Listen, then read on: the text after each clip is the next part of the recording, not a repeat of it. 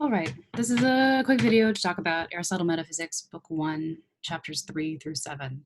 Um, and I apologize in advance if my son dive bombs this particular video because he is feeling particularly restless right now. So this is a great reading because it really pulls together a lot of the things that we have looked at over the course semester. He talks about Plato, he talks about Parmenides, he talks about Thales, all the different thinkers that came before him, Aristotle, and tries to explain why he, Aristotle, knows a little bit more about them. Why? Because he's managed to build his insights off of their insights and also their mistakes. Aristotle's not always the most trustworthy analyst of pre-Socratic philosophy. He tends to sort of see, he's not good at reading poetry. He tends to be somewhat reductive in what these thinkers mean. And he's seeing them in terms of his own metaphysical principles, which actually are good ones. So he's not completely wrong about the stuff that he says, but it's not necessarily like the final word on any given thinker. So he starts chapter 3 by saying, look, we need to know about the nature of the causes. They are four, just like in our reading in the physics: material, form, efficient cause, and final cause. He's like, yeah, like these are four necessary ways to fully explain anything or event or situation that you could run across ever. And so the people who came before me seem to, most of them have sort of gotten stuck on material cause. Most of them seem to be explaining everything in terms of just one of the four kinds of causes. And so if he's correct, today we'll let him be sort of correct. Sorry, pre-Socratic philosophers. Then they've been missing the point in interesting ways. And this is relevant for us because typically, culturally speaking, these days, we tend to think of the cosmos as having two primary ways of being. We tend to think of it explained by the kind of material it is, chemically, biologically, like in a physics sort of way, or in addition to material, we think that the mathematical formulas, like about force and about thermodynamics and about just the gravitation principle, like all these things, just sort of like there's material and then there's mathematical sort of descriptions of how interactions between things work. So that for us, Aristotle would have the same critique. He's like, look, you seem to be explaining about half of the world, or maybe slightly less than half. So what gives? So it's a good critique both of like what is possible for philosophy and also just what's possible for scientific ways of knowing. What really exists? How can I really explain adequately all the things that I experience, that other people have experienced in the world? Aristotle would claim you need the four causes. Particularly, you need the final cause and the formal cause as being missing from a lot of people's analysis. So he, right in this particular reading, he does not say what he thinks is the final answer about these things because he's going to get to that next. But he is going to be on board with a lot of the things that Aquinas was saying in our Aquinas reading. So he is going to get to some kind of final cause, some kind of source of the world that isn't material. But first, we're going to talk about why material is inadequate. He'll go back to these things in a much more complex way later on in the book. This is just sort of like his analysis of the people whose previous thoughts previous to him he's been considering. So let's see. So I'm going to focus on, excuse me, probably two different thinkers, most of all, Empedocles and Pythagoras, and then like that'll do it for this reading. But I will mention that he does think that he is building off these people's thoughts. He has the nice line, these other thinkers, their object of concern itself opened a road for them and contributed to forcing them to inquire along about it. Um, Thinking about water forces you to conclude in a way that maybe cloud is a better, or gas is a better way of thinking about the world. And when Anaxagoras comes along and says that thought, that intellect must be some kind of important cause in the world, Aristotle says that he makes everyone else look like they've just been drunk this whole time. Like all these people are talking about water, cloud, um, when in fact you need to know about the thought of something to explain it. So he does see himself as building off both these other thinkers and also the poets. He talks about Hesiod, who's an ancient poet as well. So let's see. First, let's talk about Empedocles, since that's chapter 4. It looks like, so Empedocles is known for saying that some of the first principles of the world involve love and strife. So like for him, concord and discord, and that I can't adequately explain what I witness without saying that those things have being in some important way, to put it Aristotelianly.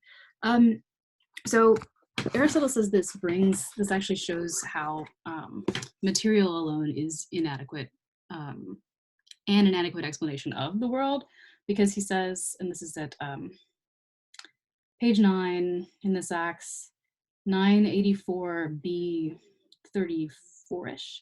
He says, since the opposites of good things are obviously also present in nature, and there is not only order and beauty, but also disorder and ugliness, and more bad and ordinary things in the world than good and beautiful ones. In this way, you need a cause for the bad, for the ordinary.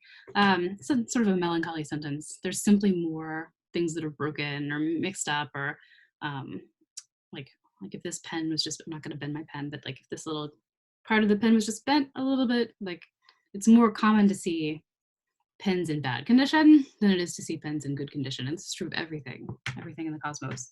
And so if that's true, like if I'm just trying to explain the world and say, okay, so there's material and there's like number in some kind of way, like or formula,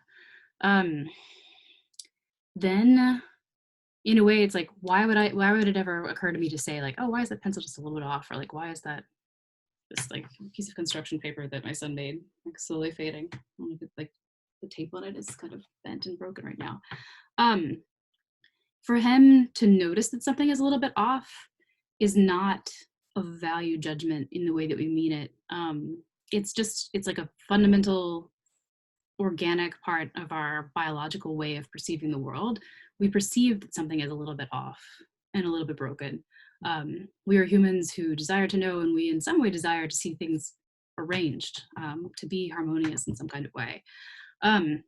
So that's a fair judgment on us because it's simply part of our basic experience. Why can we trust experience? Because we're animals who experience things. We're adequately suited to the world, and our ability to just to perceive, even without the complications of speech or reason, is giving us real insight into the world.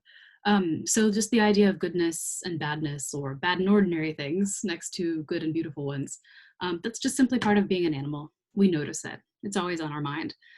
Even something trivial as a pencil, we are thinking about causation in some kind of way. So we just have to explain, like, why would I think that? Like, what is really true about the world that brings about the bad in the world? So many different answers to this question. Aquinas would say that all badness and even evil is just like an absence of good or an absence of God. It's just pure negativity. Plotinus is a fun later Greek thinker who talks about like there's a first principle, we'll call it the good or the one, and then matter itself is the source of evil. We constantly are being pulled away by the flesh, but not so much in a moralistic sense, but like literally by the flesh. Like I'm the whatever is composing me right now is pulling me away from my relationship to the one, to the goodness. So Aristotle would say, well, no. He has a complicated way of dealing with this question, but for him, a lot of accidents are involved, like different competing chains of causality just run into each other and cause little breakages and slippages everywhere. And this is one of the reasons why he is so fond of picturing a human being reaching out towards human excellence, towards ethical excellence, because you don't really see a ton of times in the world where one individual human gathers their thought, their organic ability to make a judgment call about a situation and act and do something in the world for the good that perfects them and perfects temporarily the thing that's happening outside. That's rare. It's a power we have to organize and to harmonize things. Why do we like that? Because we do see ourselves reaching out towards something that is more perfect, that lives up to the goodness that we're capable of. Both like just simply like in ordinary basic pen breakage terms, and also just like ethical goodness is like a more complex expression of the same thing. So that's helpful to think about. He says, Empedocles brings this up because he says this inarticulately in talking about friendship and strife, in that friendship was the cause of good things and strife is the cause of bad. So whatever causality that we need, that like we're gonna come up with to explain the world, we also have to think about our basic relationship to goodness and badness, a lot of oppositions. The Pythagoreans with their table of opposites, odd, even, one, many, right, left, straight, crooked, good and bad. This too is sort of not a perfect way of thinking about causality, but it is slightly more complicated, and so brings up issues that we have to deal with. So the Pythagoreans are funny.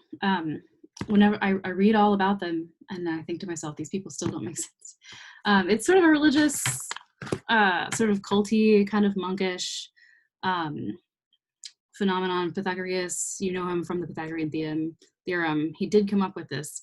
He had a lot of followers that were very like, they were all mystical together about what they believed to be the first cause of the world, which was number. So they really, really thought that not only did numbers exist in things, like you have like two pencils, and so the two-ness is present via the means of you witness it as two pencils. They also think that number just is the world. And they talk about the number 10 in this strange way.